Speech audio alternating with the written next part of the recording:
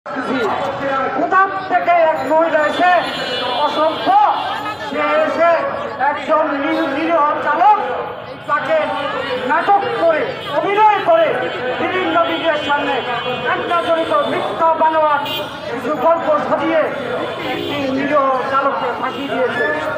এটার জন্য আমি তীব্র নিন্দা জানাই, প্রতিবাদ জানাই।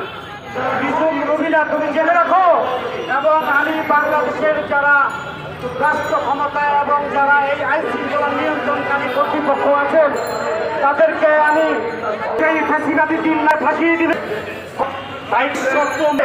একটি নিরীহ চালককে আজকে জেল হাজতে পাঠিয়েছে, যা সম্পূর্ণ অবৈধ এবং অসত্য। কিন্তু তারা জানে না বাংলাদেশের এবং বিশেষ করে ঢাকা সিটিতে আমাদের চালক সমাজ একটা সোচ্চার এবং ঐক্য।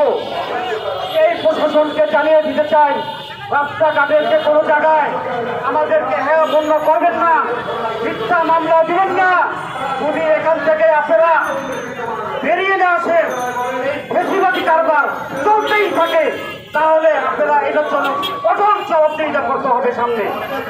তবে আমি প্রশাসনের দৃষ্টি আকর্ষণ করে বলছি, আপনারা 16 তারিখে সেই আমাদের এই রকি ভাইকে কোর্টে একটা উঠানের তারিখ আছে, এই তারিখে এই মামলাটা প্রত্যাহার করে দিবেন এবং ডিসমিস করে দিবেন এবং আমাদের রকি ভাইকে মুক্তি দিবেন। না হলে সামনে আমরা বিশাল আন্দোলন করে তুলব। আমাদের আজকে যেখানে এই যে চালক